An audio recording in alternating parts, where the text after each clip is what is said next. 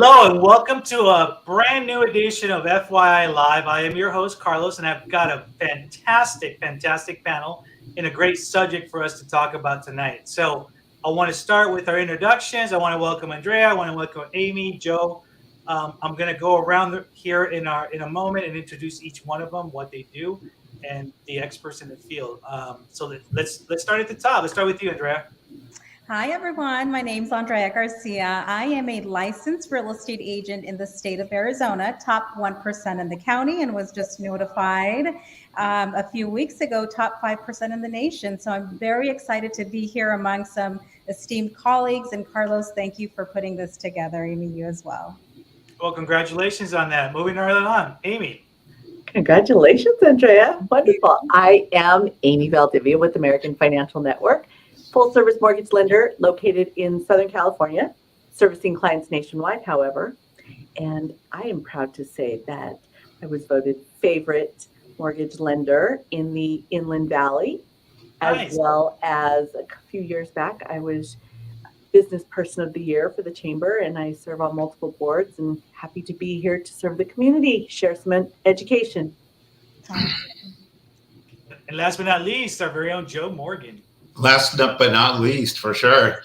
Hi, everybody. Joe Morgan here from American Financial Network. I have been in the mortgage business for 23 years, all of which I have worked with Amy in one aspect or another. And that is about it. Enjoying every moment. Yes, of course. That's awesome. And folks, those of you guys are watching, please make sure if you have any comments or questions, put them on the stream as well. We'll be able to address some of that, but we are in a limited time. So I want to get to the content of the purpose of our show, right? The housing market, the lending market. I mean, you talk to people, they'll tell you this, they'll tell you that. Everybody's up, everybody's down, sideways, left or right, right? You never get a straight answer.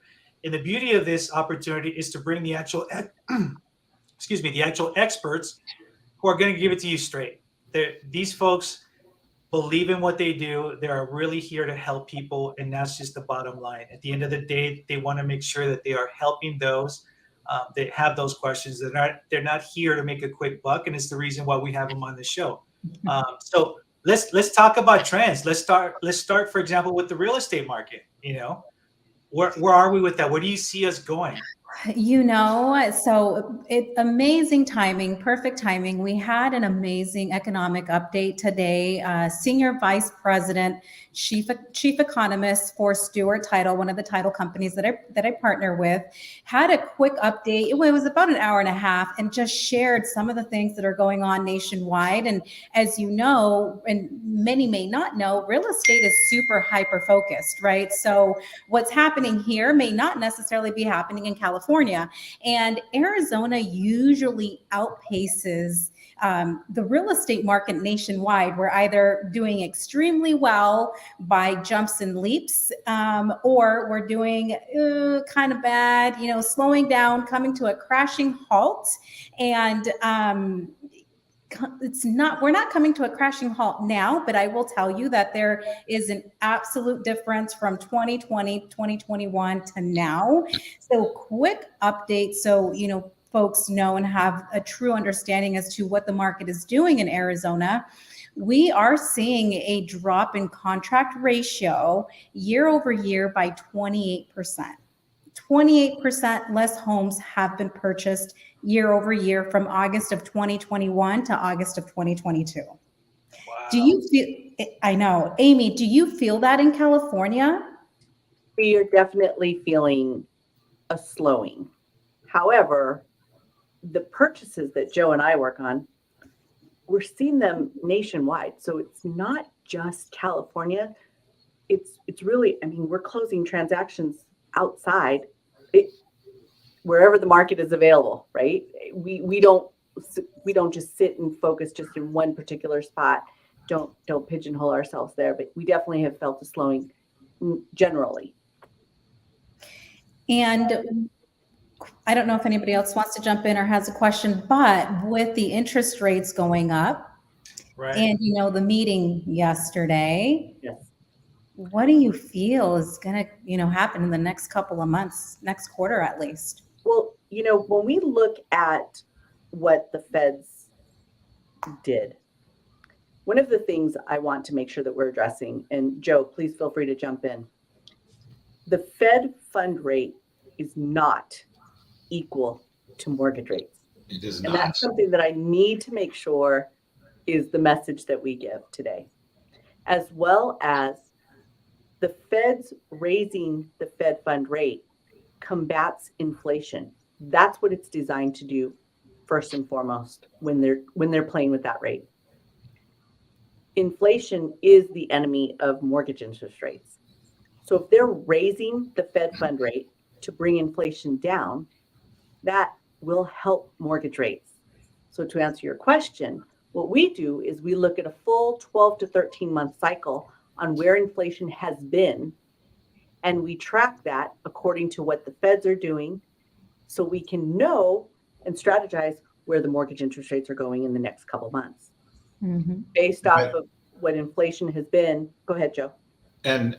But typically, like right now, this is one of those weird times where right now it is so not traditional, so not anything that we've seen, that typically when they raise that fund rate, we are sitting there going, and I've told many clients this in the last couple of weeks, look, we want to wait for that day to see what happens, because typically when they do that, that signals to us they're trying to give us some relief, and we see actually some improvement. And this time, I'm not kidding you, I was driving down the highway, we got an alert, the market started flipped over in a total change of anything we usually see. And I'm literally scrambling for Wi-Fi to get on to lock a loan because the market was going absolutely the wrong way. And so it's, even though traditionally we are actually looking for that when they raise that rate, traditionally we see some relief. And today, I mean, it's just completely where all the normal rules are kind of thrown out. So you just kind of have to be on guard with what's happening. Absolutely. We anticipate that, based on everything they said, yet another 1 to 2 hikes before the end of the year. Yes, that's what I was reading. And for us, honestly, it is a slight concern. And that was raised during the meeting today because and kind of to give you an idea, the average price or the average median price in Maricopa County in August or in July was $475,000. In August, it went down to $450,000. So we are already seeing and feeling a price decline. And we saw that shift take place and start in May. And since May to now, we've seen that price decline by 1.4% a month. But even so, the average home owner needs to make about $115,000 to be able to afford a home. That means they're coming in with 10% down and have relatively fair to excellent credit. In Arizona, the median household income is $88,000. Yeah.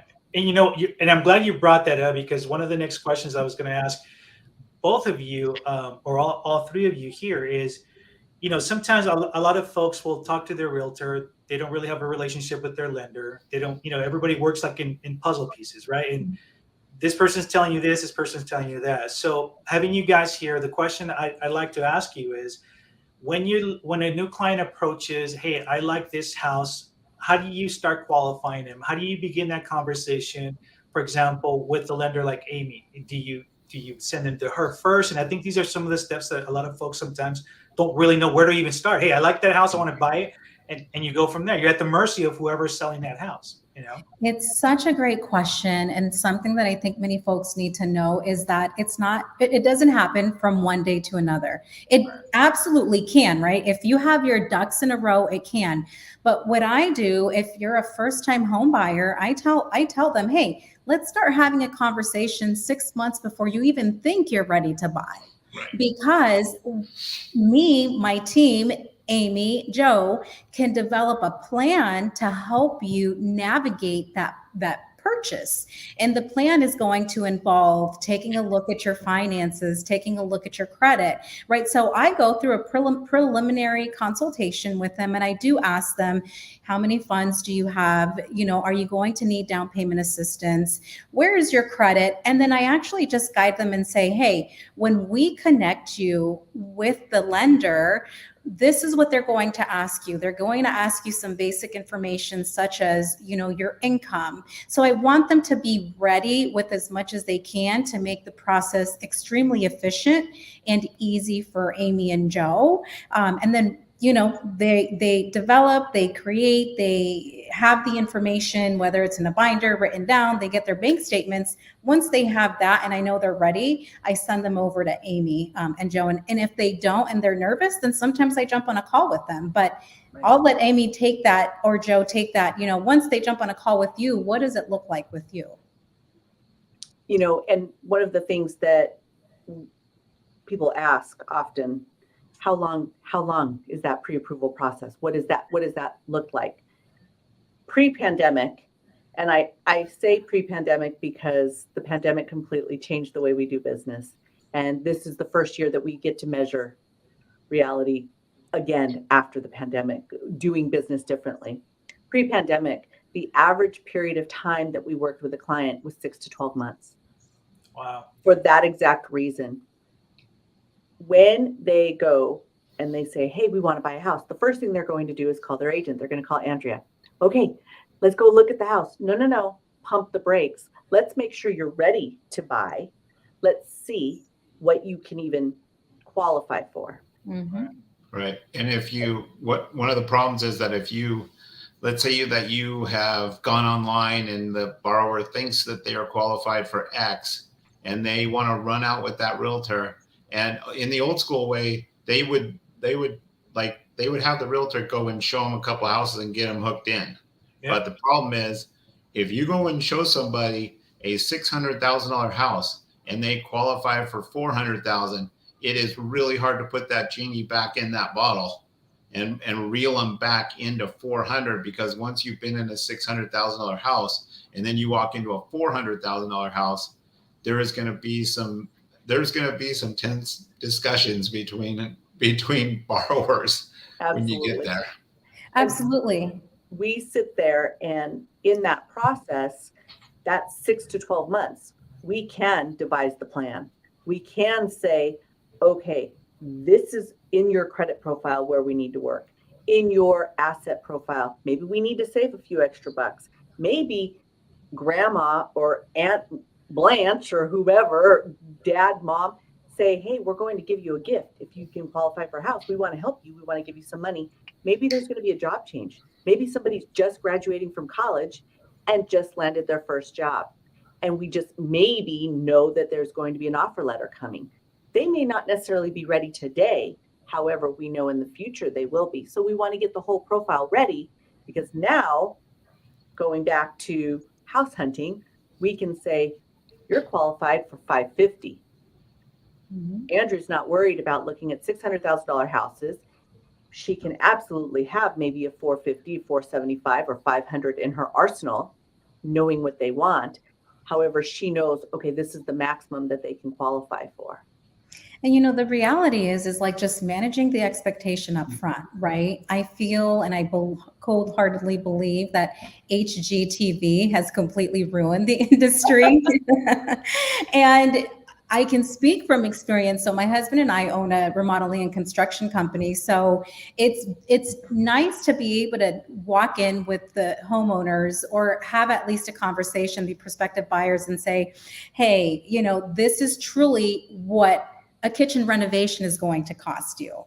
And, what are your priorities, right? We sit down, and I actually have, if it's a husband and wife, or, a partner and partner, I have them sit down and I say, hey, I need you to sit down separately, and even in completely different rooms.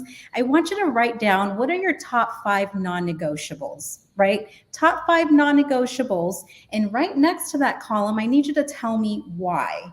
And we do the same thing. Once you do that separately, I want you two to come in together, share each other's top 5 non-negotiables for a home, and then discuss the whys and see how on par you are with one another, because sometimes it's best to avoid that uncomfortable conversation at the kitchen table or in their bedroom on their own before they jump on a call with me, and or when we're looking at homes and they start arguing or feeling uncomfortable because wife wants a big kitchen, but husband wants the kitchen in the backyard, So oftentimes we find ourselves and it's okay, right? We're the therapist, we're the counselor, but our role is truly to make it as enjoyable as we can for folks. And I don't know if you've kind of had that experience on your end from the lending perspective. Oh yeah. Absolutely. Go ahead, Joe. Absolutely, 100%. And budget, they want a $600,000 house for $1,500 a month. Yes. And they have to learn what the numbers are. And that's what that incubation period is when we're working with them. We can get you that payment. Let me let you know what that down payment's going to require in order to get you the payment that you desire. Exactly. Same thing that we've seen with the interest rates rising. We've had to have some tough conversations with clients because what we talked about back in May is definitely not what they're closing at today. We've had to make some changes for sure. And that's something that Joe and I we sit there and we call each other if we're not in the same room together. Okay, what do you think? Let's go back and we look at our charts and we talk about when we're closing, and we're constantly strategizing to make sure that we're hitting our target dates as well as trying to satisfy the palate of the client. It's a tangled web we weave. And sometimes it takes a long time. Amy, we had a client that I think we worked with it was a 2-year incubation period. Wow. Where there was credit issues. There was all these things that we had to work through. And it was a 2-year from start to finish. And it was incredible. But how happy were they when they closed? They were ecstatic. Yeah, exactly. And that just kind of tells our audience as well that you guys, again, are not in it just for a quick buck. I mean, for a 2-year process, other people would have said, you know what, screw it, I'm done. There's too much investment already in this. One of the things you also brought up was you talked about the first buyers program, right? I know that all you guys have specifically dedicated time and effort to specialize in certain areas. For example, working with our vets, right? You guys want to talk about a little bit in each of your industries, who you work with, what other options are for people that are listening?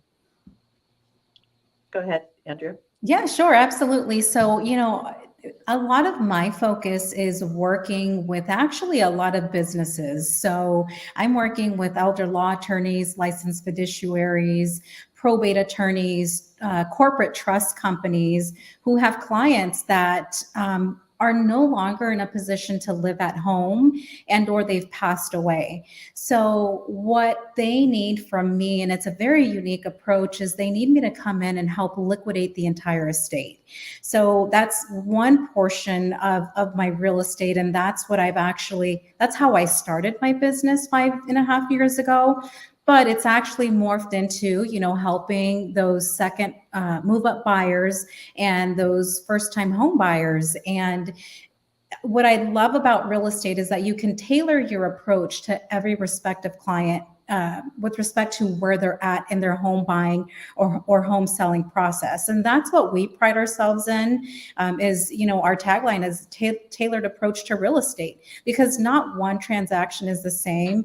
We don't expect to make it happen from one day to another. If it's an easy client, great, that's exciting, right? If it's an easy purchase and we can help you get into a home within 30 days, it's happened, a few times, but the reality is that it's a little bit more convoluted than that. And I always just encourage folks, start somewhere. Ask the question. Don't be afraid to raise your hand like when you were in school, right? Does anybody have a question? Even when we're at seminars, does anybody have a question and we're learning and we want to educate ourselves? Sometimes you feel nervous because you don't want to be the one person in the room to ask the stupid question. And there really is no such thing. It takes a lot of planning, preparation, guts, and commitment to make a home purchase that not, the general population just isn't accustomed to. It's not instant, immediate gratification. Yeah. Amy, how about in your field? We are fortunate the way Joe and I work, and I'll let Joe talk a little bit about our partnership with the realtors, because we, similar to the way Andrew does it, it's almost like you have multiple paths, multiple ways of doing business. You're running one business, however, which stream are you on that day, depending on which client you're dealing with. And Joe is fortunate enough. We really rely on his contacts because he's been really with the realtor community, very much involved in the realtor community. I have been involved in other community areas along with the realtors. However, I do a lot with attorneys as well. So we're able to cover the full gamut. We talked about first-time home buyers. We talked about that incubation period for 6 to 12 months. However, when you're going through a divorce, same rule applies. It could take 6 to 12 months for that divorce to be finalized. And we are able to help, similar to a first-time home buyer, qualify a client who is now maybe exiting their home or wanting to refinance an existing home to buy out, do an equity buyout for an exiting spouse. We're able to handle it on that end. So we're able to cover completely all the way from one end to the other. It's quite nice. Right. And along with the realtors, I specialize in me and Amy's database, where I'm in that database every single day, every day of the week. And I make sure that we're in contact with them. And what my big thing is that we have multiple families where we might have 2 sisters, a cousin, a daughter, all, and we've done transactions for all of them. Right. Where that's where you're doing the right thing for the customer, because they're referring you to everybody in their family, and it happens. It's wild stuff. That's great. So I know we're getting closer to the end of the show, but I also want to take an opportunity and ask you guys. I'm going to put you a little bit on the spot here. Nothing crazy, but I'm going to put you guys on the spot, on the hot seat, right? At the end of the day, right? You meet a lot of folks. A lot of folks kind of know what they want. A lot of folks don't have a clue where to even begin. If I'm looking, for example, I'm going to address this to Andrea real quick here. If I'm looking for a realtor, why am I going to choose you? Like I mentioned, we're very much a people-centric business. It's me. I have 2 transaction coordinators and a couple of other assistants and, contractors that help operate and run a smooth business. We don't do that by accident. We do that on purpose because it is one of the largest purchases in anyone's lifetime. So aside from, yes, we say, top 1%, we're not top 1% for any reason, right? It takes a lot of work to get there in the county, and then top 5% in the nation.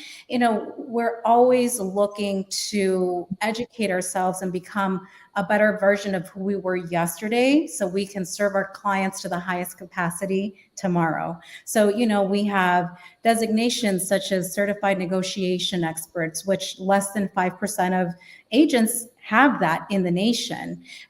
We're very comfortable with reading through title commitments, Schedule A, Schedule B. I have a background in law. I used to be a paralegal and a bailiff for the Tempe Municipal Court, sat next to the judge, arraigning individuals. And so the court system, because this process is very much legal, you can lose a lot and you can gain a lot.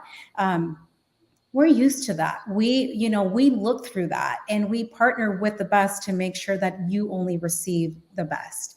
And it takes a village to do that. And we know that it's not just me, it's the extension of Amy, it's the extension of Joe, and it's the extension of the title companies, inspection companies, that we bring you, and we all work together and hug you to protect you in that process. All right, my friends.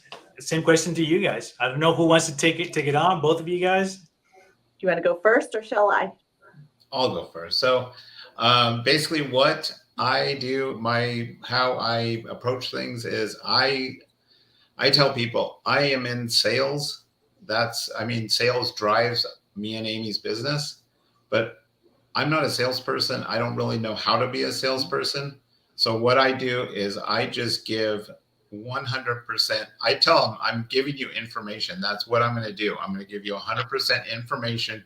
We're going to put you in the best situation, whether that's, if I have to go through 100 scenarios with you, that's what we need to do.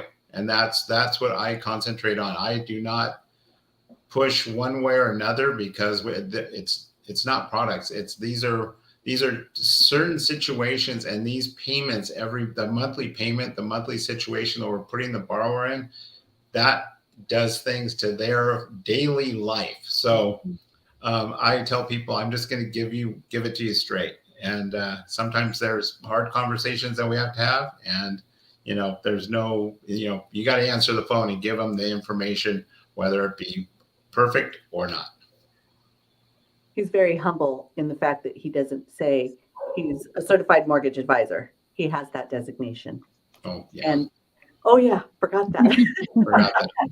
Behind that, one of the things that I tell clients is there are multiple individuals that are involved in your loan file and the transaction. You have your realtor, you have your loan officer, you have loan processors in the office making sure your file's complete. There's one person that approves your loan, and that's the underwriter. And I'm fortunate enough to say, when you're working with Team Amy and Joe, you have an underwriter. I'm an underwriter by trade.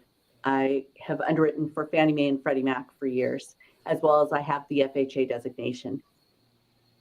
I may not be the one signing your loan today because obviously it's a conflict of interest. I'm not allowed to sign and approve my own files that I originate. However, the background knowledge, who would you want to work with?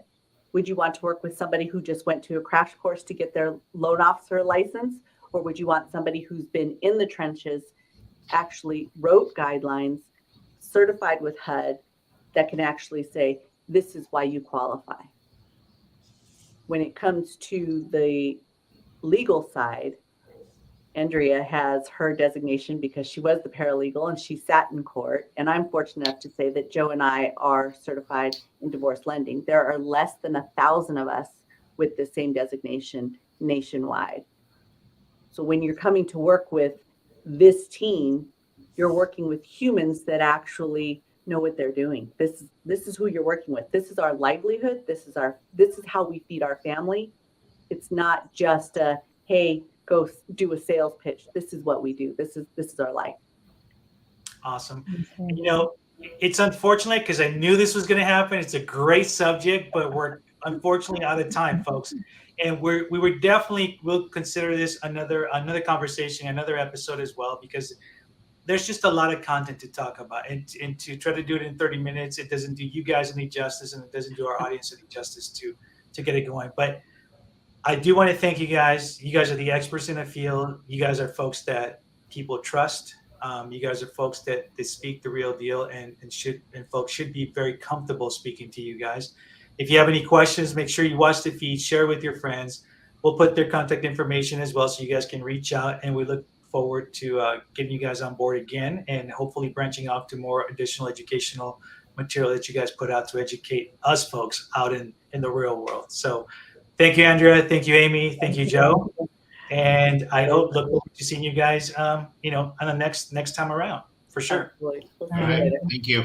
Bye, everybody. Thanks, everyone, for joining us today. We're going to be doing this every Thursday at 7 p.m., so make sure you stay tuned. We've got a lot of great folks, and if you want to be a business featured on the show, reach out, and we'll get you on here as well, too. Until next time, you guys be safe.